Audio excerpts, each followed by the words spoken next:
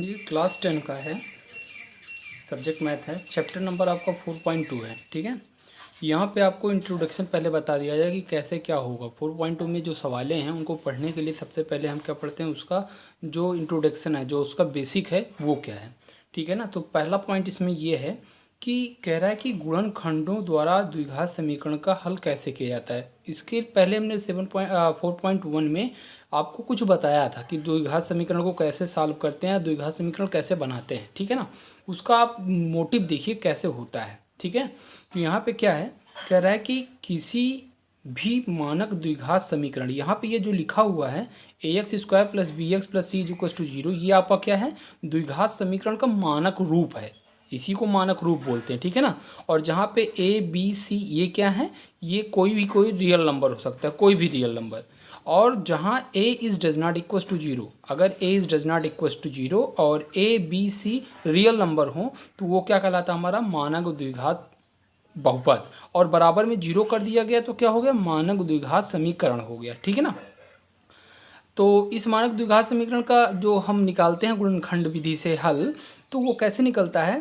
तो देखिए यहाँ पे गुणनखंड विधि द्वारा हल ज्ञात करने के लिए अचर पद तथा अचर पद इसमें क्या है, ax² + bx + c = 0 जो लिखा है, इसमें अचर पद आपका c है। क्यों, क्योंकि इसके साथ कोई भी चर नहीं है। सॉरी, इसमें क्या कहते हैं, चर का मतलब क्या होता है कि कोई भी वेरिएबल नहीं है। यक्स, ये जो आपका यक्स क्या है, यक्स वेरी करता है, यक्स का ही तो मान निकालना है।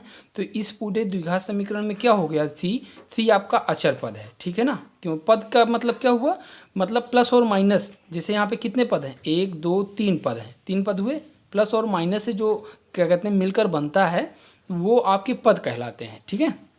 तो अचर पद तथा x² के गुणांक का गुणा करके उसका अभाज्य गुणनखंड करते हैं। ठीक है ना।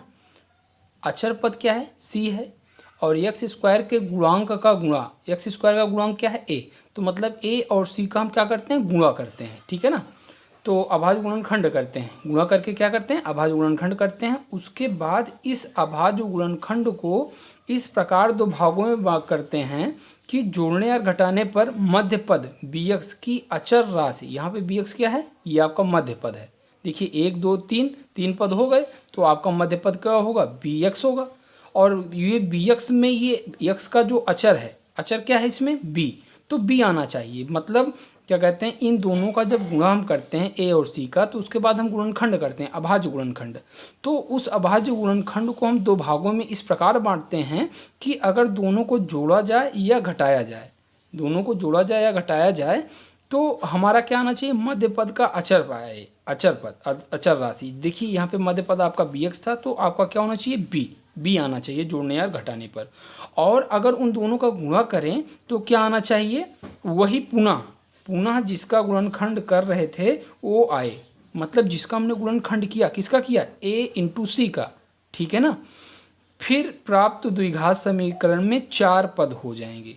फिर वो जब गुणनखंड करेंगे और वहाँ पे b के स्थान पे वो दोनों पद को जोड़ के या घटा के लिखेंगे, तो और उसके बाद x का उसके साथ मल्टीप्लाई करवाएंगे तो हमारे 4 पद हो जाएंगे। ठीक है ना। तो हमारे जब 4 पद हो जाएंगे तो उनमें से प्रथम 2 पद में तथा अंतिम 2 पद में जो उभयनिष्ठ हो, जो भी उभयनिष्ठ हो उसे बाहर ले लेते हैं। ठीक है ना। तथा शेष को क्या करते हैं, कोष्ठक में लिखते हैं। हम देखते हैं कि कोष्ठक में लिखी राशि दोनों पदों में एक जैसी है। ठीक है ना, दोनों पदों में एक जैसी ही रहेगी। इसको भी हम एक एग्जाम्पल की सहायता से आपको बताएंगे। ठीक है ना। उसे पुनः कामा ले लेते हैं और बची हुई राशि को कोष्ठक में लिख देते हैं। ठीक है ना। अब ये दोनों रैखिक समीकरण के गुणनखंड के रूप में हो जाएंगे। जब वो दोनों गुणनखंड के रूप में होंगे, गुणन के रूप में होंगे, तो वो दोनों रैखिक होंगे। रैखिक का मतलब क्या होता है, जिसमें चर की जो चर राशि है उसकी घात 1 हो। ठीक है। अब ये दो रैखिक समीकरण के गुणन के रूप में प्राप्त होती हैं। फिर से बारी बारी से 0 के बराबर रखकर यक्स का मान प्राप्त कर लेते हैं। ठीक है ना। अब इसको हम एक एग्जाम्पल की सहायता से आपको बताते हैं। मान लीजिए कि हमारे पास कोई एक द्विघात समीकरण है, क्या है, 2x एग्जाम्पल है ये आपका। ठीक है ना। 2x² माइनस में 3x प्लस में 1 = 0 लिखा है। ठीक है ना। अब इसको हमको क्या, गुणनखंड विधि से इसका हल ज्ञात करना है। ठीक है ना। तो सबसे पहले हम क्या करेंगे, जो हमने पढ़ा यहाँ पे, पहले a और c मतलब एक्स स्क्वायर का जो गुणांक है और जो अचर पद है इन दोनों का गुणा करेंगे तो 2 एकम 2 आएगा। और इस 2 का हम क्या करते हैं, गुणनखंड करते हैं। क्या करते हैं, गुणनखंड करते हैं। जब इसका हम गुणनखंड करेंगे तो क्या आएगा, अब अचर क्या कहते हैं, अचर गुणनखंड होता है। अचर का मतलब क्या कहते हैं, अभाज्य गुणनखंड, ठीक है ना। तो 2 2 से जाएगा, 2 एकम 2, यहाँ पे 1 आ गया तो 1 एकम 1, ये भी हम लिख सकते हैं। अब देखिए ये 2 भाग में है, ठीक है ना। और भी हो सकता है कि कोई भी बड़ी राशि हो, उसमें क्या कहते हैं 2-4 और आ गए यहाँ पे अचर राशियाँ, ठीक है ना, या अभाज्य जो राशियाँ और आ गई, तो वहाँ पे हमको कुछ राशियों को अलग करके गुणा करना पड़ेगा। गुणा करने के बाद दोनों राशियों को जोड़ेंगे या घटाएंगे तो हमारा वो बीच वाला ये वाला पद आना चाहिए। अब यहाँ पे देखिए 2 और 1 आ गया, तो 2 और 1 को हम क्या करेंगे, जोड़ें या घटाएं, हमारा क्या आना चाहिए, 3, ठीक है ना।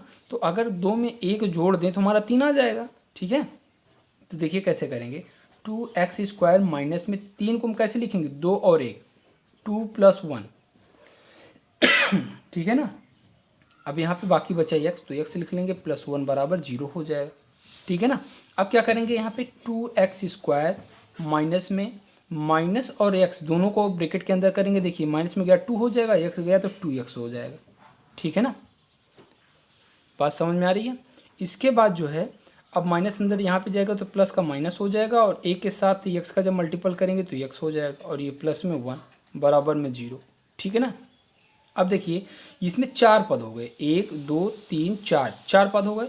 अब प्रथम 2 पद और अंतिम 2 पद में से जो भी कॉमन मिल रहा है उसको हम ले लेते हैं। तो यहाँ पे देखिए कॉमन क्या है, यहाँ पे 2 भी कॉमन है और x भी कॉमन है, तो ले लिया। तो यहाँ पे बचेगा केवल x, और यहाँ पे क्या बचेगा, माइनस में केवल 2 नहीं 1, ठीक है ना, क्योंकि 2 कॉमन हो गया, x भी कॉमन हो गया, तो बचा केवल 1 है।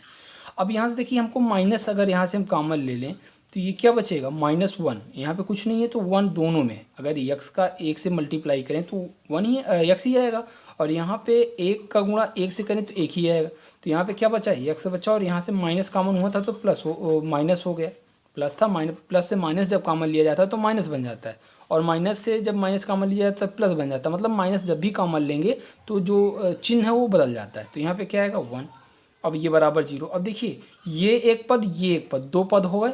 अब दोनों पद में एक चीज़ कॉमन आ रही है, क्या, x-1, और यहाँ पे भी x-1 है ब्रैकेट के अंदर। तो इन दोनों को अगर बाहर ले लें कॉमन पूरे में से तो कितना आएगा, x-1, और यहाँ पे अब क्या बचा, यहाँ पे अब क्या बचा है, 2x यहाँ पे बचा है, और यहाँ पे -1 बचा है, बराबर में 0, ठीक है ना। अब देखिए यहाँ पे x-1 बराबर आपका क्या हुआ था, 0। अब एक बार इसको 0 के बराबर करेंगे, और उसके बाद क्या करेंगे, यहाँ पे देखिए 2x -1 था, और यहाँ पे जब 2x -1 बराबर 0 कर देंगे, ठीक है ना। अब देखिए यहाँ पे ये -1 था, उधर जाके +1, तो मतलब x बराबर क्या हो जाएगा, 1, और यहाँ पे देखिए 2x -1 उधर गया तो 1 हो जाएगा। अब 2 से इसमें गुणा है, हमको x का मान निकालना है, तो x बराबर क्या हो जाएगा, 1/2। तो x का एक मान ये आया, x का मान 1 ही आया।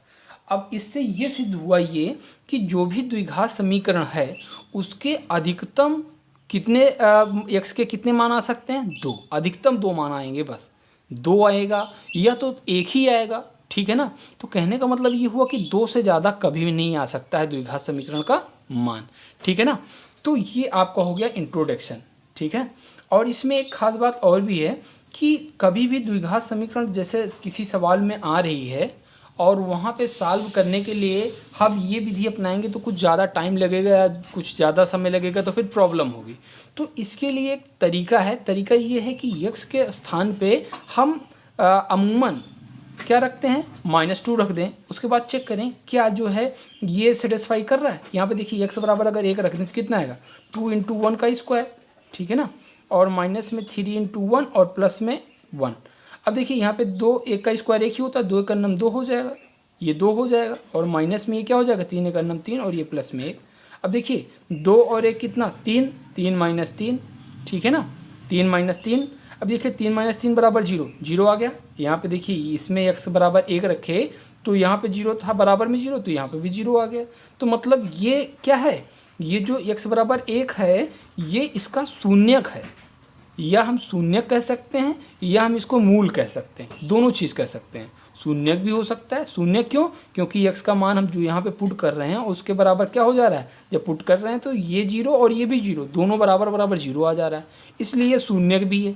और मूल का मतलब ये होता है कि इसका हल, जब x का जो भी मान निकलता है उसको मूल कहते हैं, ठीक है ना। अब यहाँ पे आप 1/2 रख के पुट कर दीजिएगा यहाँ पे x के स्थान पे, और जब इसको सॉल्व करेंगे फिर भी ये शून्य आएगा, ठीक है ना। तो ये दोनों इसके क्या हो गए, हल। तो ये आपका क्या था, गुणनखंड विधि द्वारा द्विघात समीकरण का हल हम कैसे प्राप्त करते हैं, वो आपका इंट्रोडक्शन था।